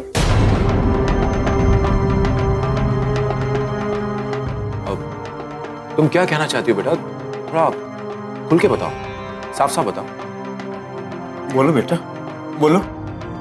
सर, मैं एक ऋषि नाम की लड़की को जानती हूँ। वो मोहल्ले की हर लड़की को छेड़ता है। मेरे पीछे भी पड़ गया था। सुनना, क्यों इतना भाव खा रही है रे? और जब मैं नहीं मिली तो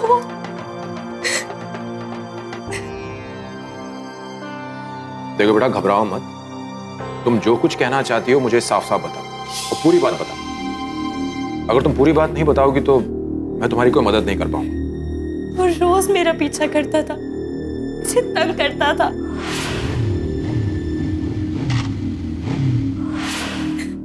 मैं कुछ नहीं कर पाती थी क्योंकि मैं डरती थी।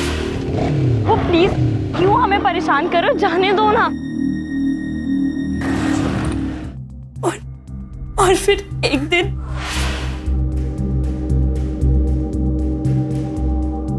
मुझे नहीं चाहिए। आप ले लो, आपके लिए लेके आया हूं। तो चॉकलेट खाओगे आप?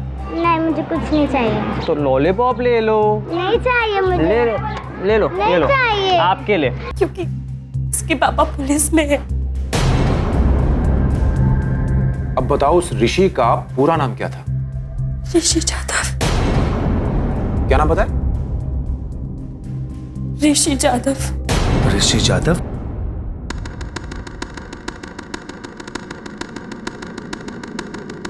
उसने मेरी बहन को मार डाला साहब, मार डाला उसने मेरी बहन को। रूही की लाश मिलने के 2 दिन बाद कहानी में ट्विस्ट आ गया। शेफाली के बयान से इतना तो साफ हो गया था कि ऋषि के पास रूही को मारने का मोटिव था, लेकिन जांच अब तक पूरी नहीं हुई थी। पर सबसे बड़ा सवाल यह था कि आखिर ऋषि कहां गायब था और क्या उसके कारनामों के बारे में उसके पिता को जरा भी अंदाजा था? अरे गावकर तू ये ना। मैडम ऋषि बाबू आहे का? नहीं रे, 3 दिन से घर नहीं लौटा। क्या रे? सर सर ये तू जा।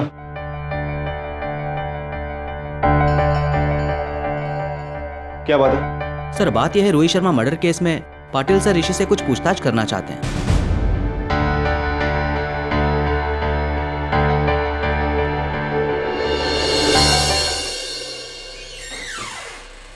सर टेलीफोन कंपनी से ऋषि यादव के कॉल के रिकॉर्ड्स आ गए हैं। ओके।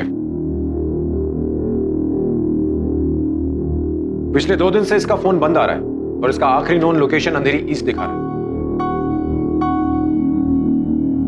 और इसने आखिरी 2 कॉल्स एक ही नंबर पे किए। इससे पहले भी उसने कई बार इस नंबर पे कॉल किया है। पता करो कि ये नंबर किसका है। देशमुख ये नंबर लो और इसके कॉल डिटेल्स निकालो। जी सर। पाटिल, यादव बाबू आप ऋषि को तुमने क्वेश्चनिंग के लिए बुलाया, क्या सबूत है उसके खिलाफ? यादव बाबू, ऋषि पिछले 3 दिनों से गायब है और आपने अभी तक उसकी मिसिंग रिपोर्ट तक नहीं लिखाई। तुम ऋषि को इतनी अच्छी तरह से नहीं जानते। 3-4 दिन दोस्तों के घर रहना उसके लिए तो आम बात है। लेकिन हर बार जब वो घर से बाहर रहा है, उसके घर की छत के ऊपर लाश भी तो नहीं मिली। और इस बार ऋषि के खिलाफ मरने वाली लड़की की बहन ने स्टेटमेंट भी दर्ज किया है। देखो जादव, मैं समझ सकता हूं कि तुम एक इंस्पेक्टर होने के साथ साथ एक पिता भी हो। और इस केस की तहकीकात के दौरान मैं सिर्फ इतना जानना चाहता हूं कि मेरी मुलाकात एक पिता से होगी या फिर इंस्पेक्टर प्रणव जाधव से।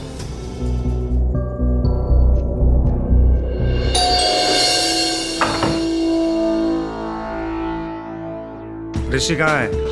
मैं कई दिनों से उससे नहीं मिला हूं। कई दिनों से? तो 3 रात पहले ऋषि यहाँ क्या कर रहा था?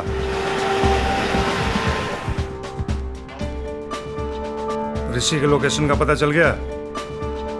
ठीक है, मैं भी पहुंचता हूँ। ए गावकर, चल। हम लोग? चल, आ चल। कहाँ? चल पुलिस स्टेशन, सब पता चल जाएगा। चल पुलिस स्टेशन। पापा को पता है कि तुम लोग मुझे लेने आए हो? हाँ चल, तुझे पता चल जाएगा। चल। पिछली 3 रातों से कहाँ थे तुम?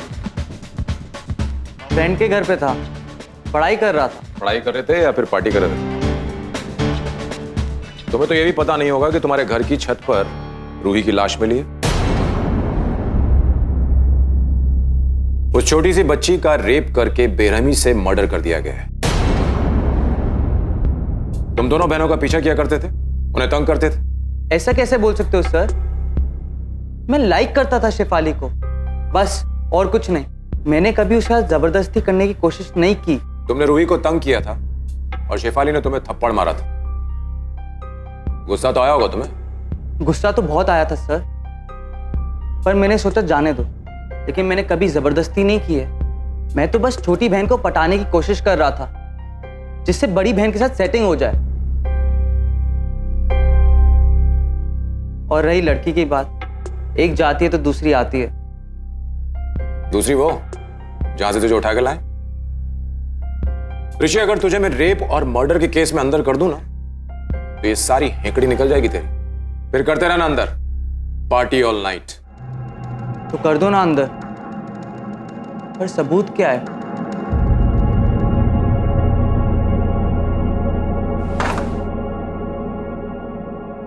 किधर जा रहे तू? हाँ, एक फोन करने को नहीं होता? अरे आई, तू टेंशन क्यों लेती है? मैं छोटा बच्चा नहीं हूँ। अच्छा, मुझे बहुत तेज भूख लग रही है, कुछ खाने को बना दे प्लीज।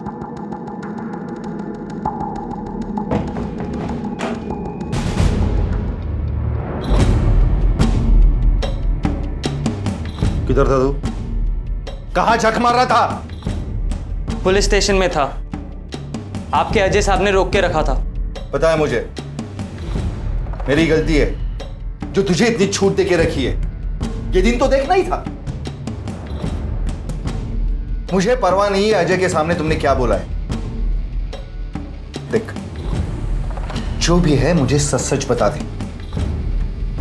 बोला तो था मैं फ्रेंड के घर पे हूं। अगर यकीन नहीं आता तो आप आदित्य से कॉल करके बात कर लीजिए। सच बता, उस लड़की के साथ तूने क्या किया है? आपको खुद के बेटे पे यकीन नहीं है?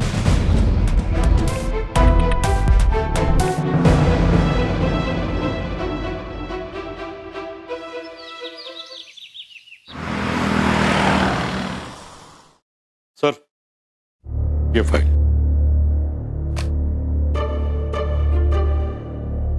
एक काम करो, इन 5 लोगों के अंदर उन 2 लोगों के नाम भी जोड़ दो, ऋषि और आदित्य। इन सब लोगों को डीएनए टेस्ट के लिए बुलवाओ, और अगर कोई आने से मना कर दे तो उन्हें उठा लो। जी सर। इसके अलावा कोई और तो नहीं बचा राउंड अप के लिए? है ना सर, वो रफीक केबल वाला। कत्ल की रात उसे उस बिल्डिंग में देखा गया था। रवि गया उसको उठाने। ठीक।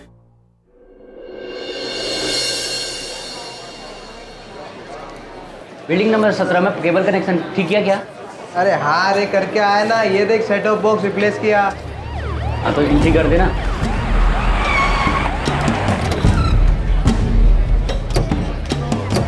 बिल्डिंग नंबर 16 में तुम लोगों में से कौन जाता है? मैं जाता हूँ साहब। और 6 तारीख की शाम को कौन गया था? वो तो मैं गया था सर, ये तो ड्यूटी पे गया हुआ था। अच्छा चलो सर। चलो साहब चलो चलो चलो, मैं बताता हूँ। साहब हुआ क्या साहब? क्या किया इसने साहब?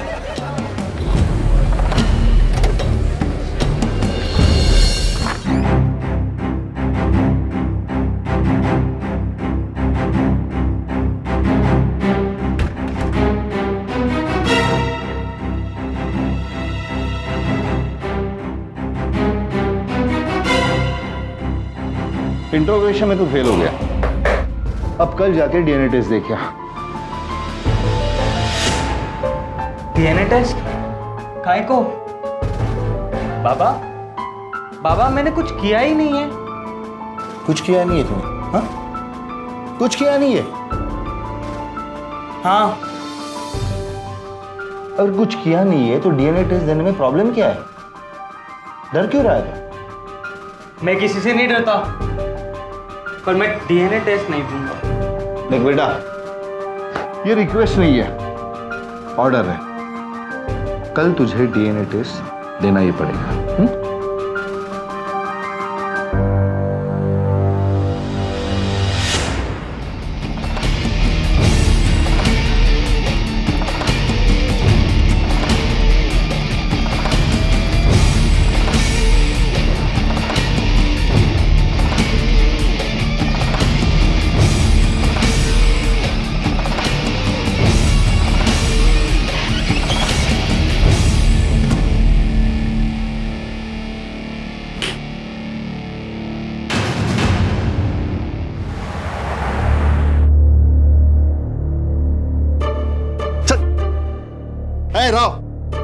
उसको अंदर डाल।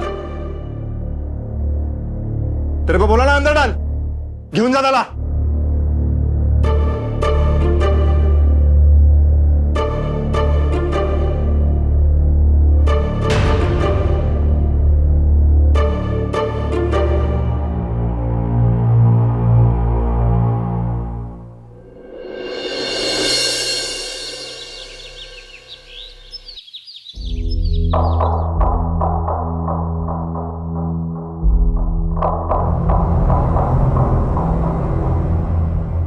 क्या किया तूने? हाँ, फंसा दिया। चुपचाप बैठा रहे।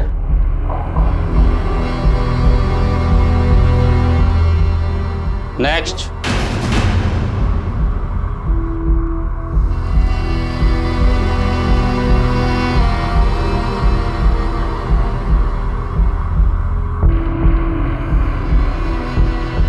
Open your mouth.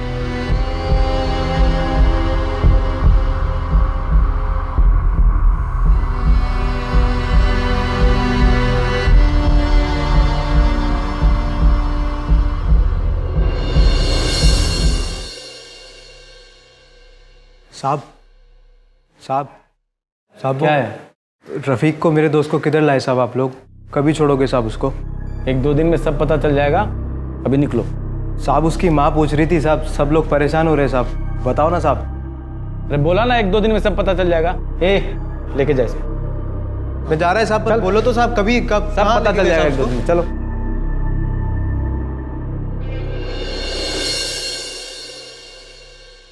सर, ये ऋषि यादव की ब्लड रिपोर्ट्स है।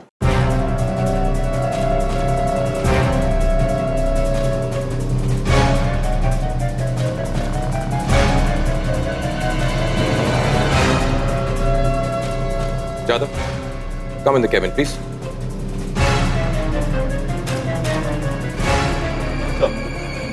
जादव, सारी डीएनए रिपोर्ट्स आ चुकी हैं, पर अनफॉर्चुनेटली किसी का भी प्रोफाइल हत्यारे से मैच नहीं करता है।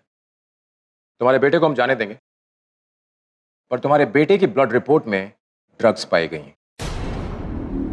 मुझे लगा तुम देखना चाहोगे।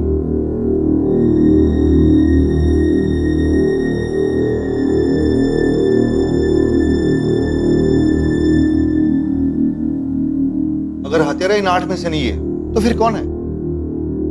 मुझे लगता है हम जरूर कुछ न कुछ मिस कर रहे हैं।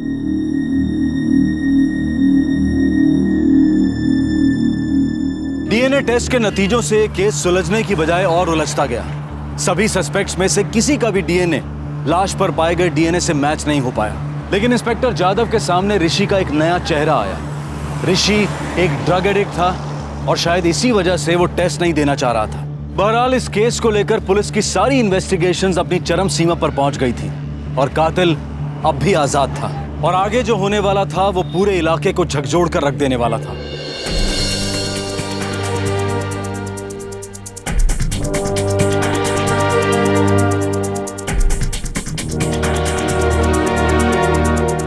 नफीसा बेबी,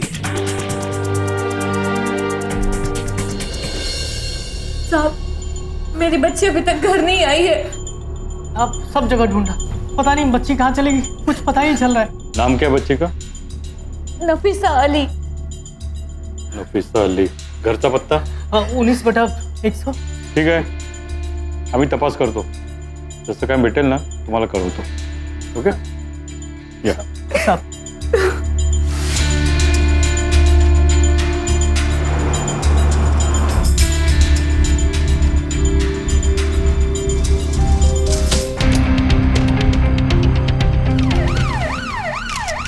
क्या रे, ये कैसा हुआ? साहब मुझे कुछ पता नहीं साहब। तू कहाँ गया था? मैं 1 महीने से मुंबई में था ही नहीं, हैदराबाद गया था। अच्छा, ये खोली मेरी है साहब, 2 महीने से बंद है। मैं भाड़ेदार ढूंढने की कोशिश की साहब, लेकिन कोई भाड़ेदार मुझे मिला ही नहीं। बॉडी काफी डिकम्पोज हो चुकी है, जिसकी वजह से चेहरा एकदम बिगड़ गया है।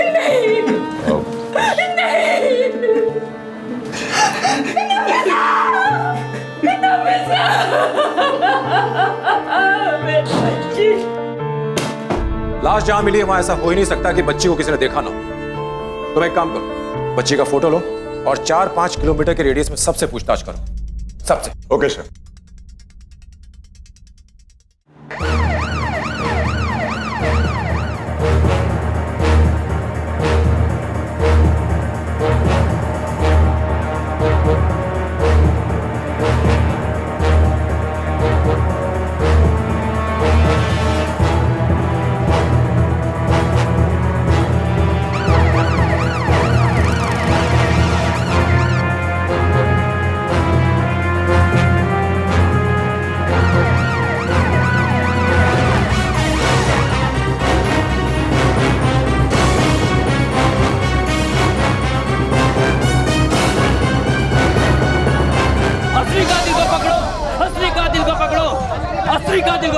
कुछ पता चला साहब?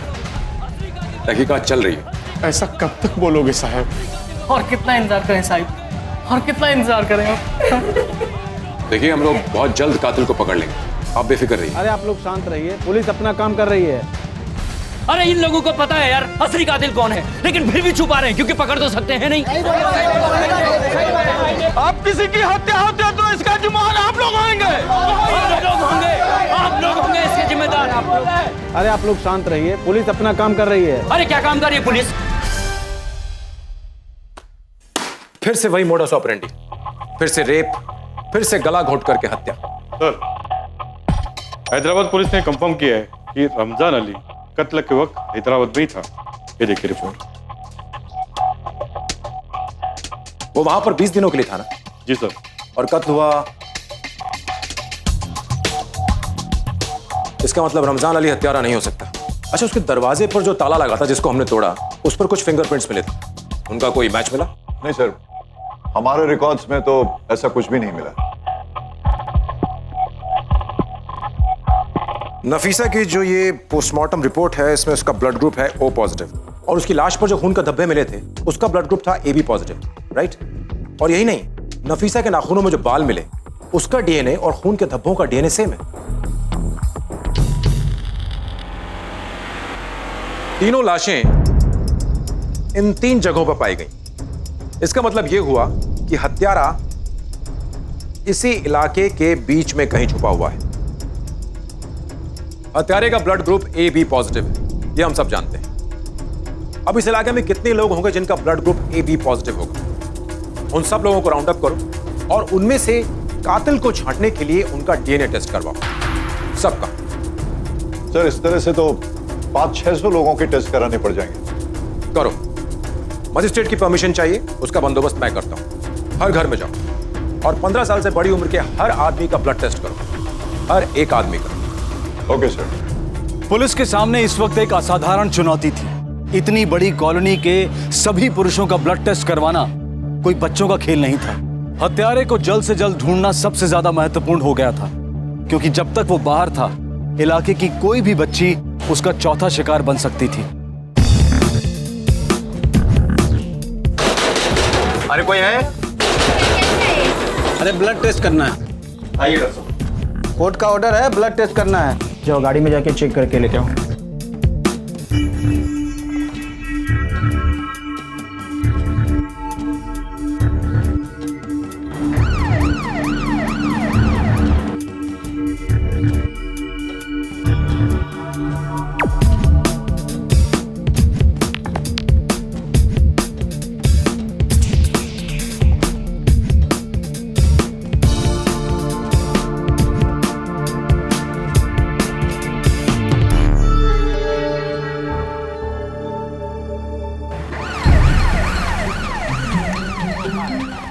ए, सलीम तेरा नाम है ना? चल, बड़े साहब ने बुलाया। चल टेस्ट करना है तुम्हारा। चलो बैठो गाड़ी में। क्या साहब? चल चलो साहब, पर मैंने किया क्या? चलो बैठो, चलो। अरे कितनी देर से बता के लगा है, मुझे तो कंटाल आ रहा है। अरे हाँ रे, मेरे को भी कंटाल आ रहा है। इन लोग का ऐसा ही है, पिछली बार मेरे दोस्त को उठा के लाए थे, इस बार मेरे को उठा लिया। चलो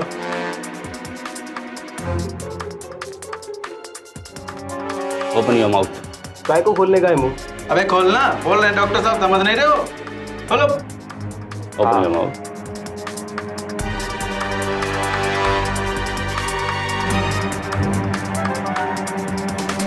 जाने दो यार, जाने दो यार, जाने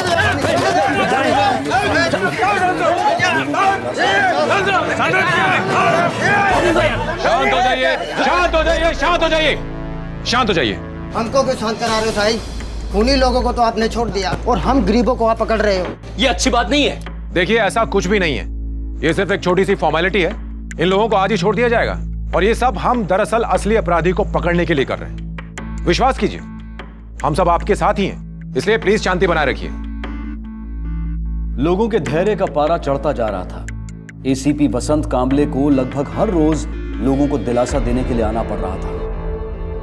सर, आपने मुझे बुलाया sir? Ajay, we need to control this.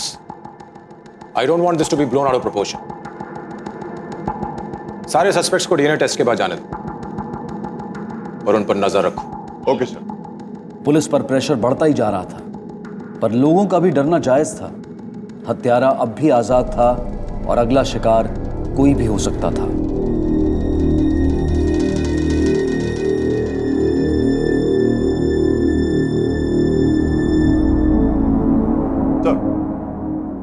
पूछताछ से पता चला है कि नफीसा अली के अगवा होने के दिन उसको 3 लोगों ने देखा था।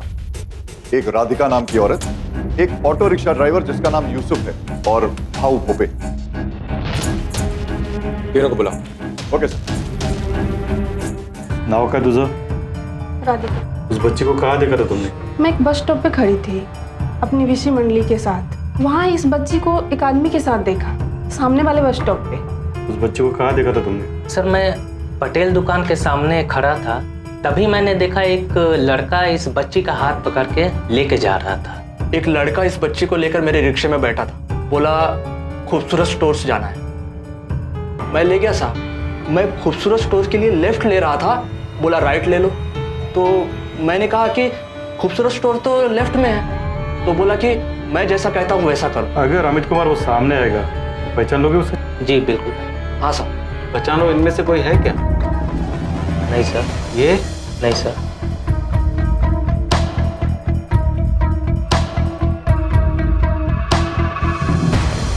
ये?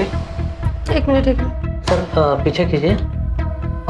सर पीछे पीछे पीछे लो, पीछे लो।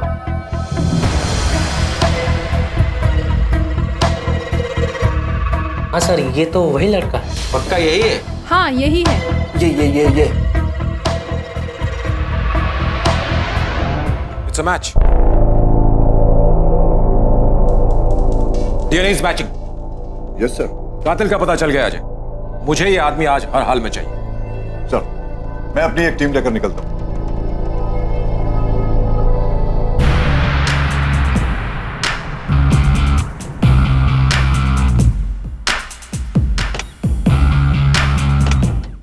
अबे जब उन्होंने तेरे को छोड़ दिया था तो मिला क्यों नहीं? अबे क्या बताऊं यार तेरे को, वो पुलिस वाला ना वो ऐसा ब्रश डाल के ऐसा हिला रहा था, ऐसा कर रहा था जैसे मेरे मुंह में कीड़े लगे हो। तू देखा है क्या? साला कीड़े होते हैं पुलिस वाले भी, कुछ भी करते। बॉस वो एड़े नहीं, तू एड़ा है। डीएनए टेस्ट कराने लेके गए थे ना? अरे मेरा भी हुआ था रे पिछले महीने, जब मेरे को पकड़ के लेके गए थे ना। वो लड़की मरी थी ना, बच्ची, उसी के कातिल को ढूंढ रहे थे वो। डीएनए टेस्ट क्या होता है भाई? अच्छा यार मेरे को किसी ने पिछले महीने बताया था कि इससे कातिल का पता लगता है।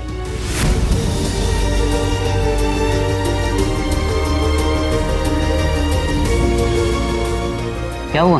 तो चल मैं मिलता हूँ बाद में। अरे ओए, अरे सलीम,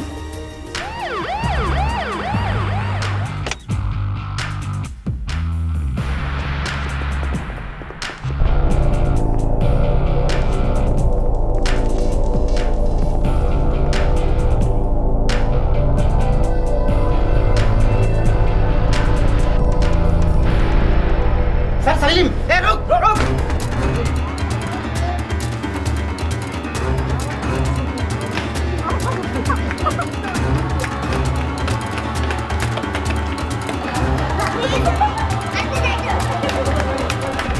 देख, तेरे पास 2 ही रास्ते हैं। सब कुछ सच सच उगल दे, वरना हमें टेढ़ी उंगली करके भी घी निकालना आता है। समझ गया? साहब कुछ किया होगा तो बताऊंगा ना साहब।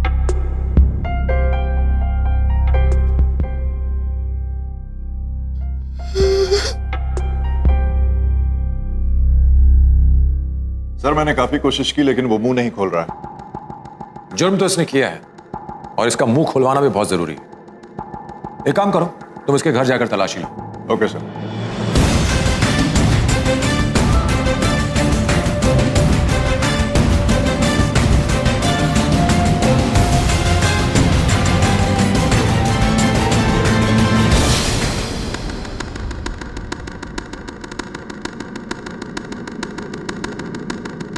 आठ तारीख की शाम को 6 बजे बालवाड़ी से एक 9 साल की बच्ची अगवा होती है। कुछ दिनों के बाद उसकी लाश मिलती है। लाश पर जो डीएनए पाया गया वो तेरा था। इसका मतलब समझता है तू?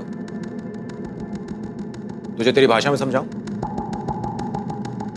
तेरा जो ये ट्रांसमिशन है ना, वो बहुत जल्दी खत्म होने वाला है, हमेशा के लिए। साहब 8 तारीख को मैं अपनी जॉब पे था साहब। वो समित का नेट खराब हो गया था, वो रिचार्ज कर रहा था साहब। उसके बाद साहब मैंने कुछ 5-6 लोगों के रिचार्ज कराए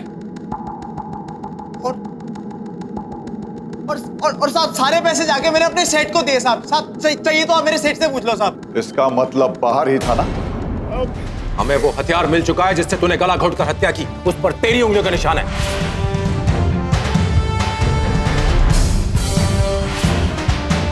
जिस खोली में तूने लड़की की लाश छुपाई उस पर लगे ताले पर भी तेरी ही उंगलियों का निशान है।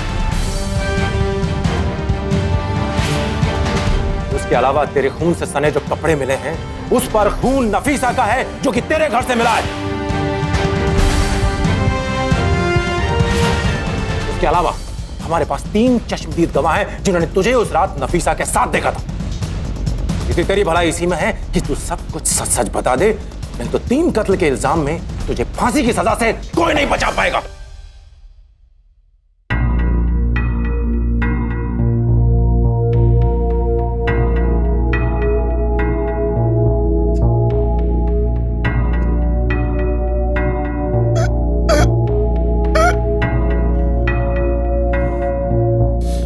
हाँ साहब, मैंने किया है साहब,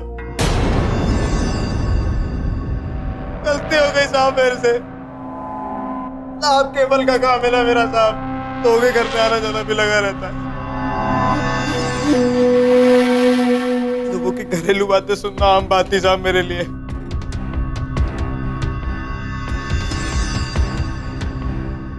नफीसा के घर भी जाया करता था साहब मैं। अम्मी, आप ना मुझे वो नई जरी वाली सलवार सूट लेके दोगी? कौन सी वाली? अरे वही जो हमने खूबसूरत स्टोर में देखी थी कल। अरे पहले तेरा रिजल्ट तो आने दे। केबल वाले भैया, हुआ कि नहीं आपका अभी तक? जी ये बस ये चल गया, आप चेक कर लो। आजकल केबल का बहुत कंप्लेंट आ रहा है आपके यहाँ से। बस ये आखिरी बार था, अब कुछ नहीं होगा, अब आप चेक करो।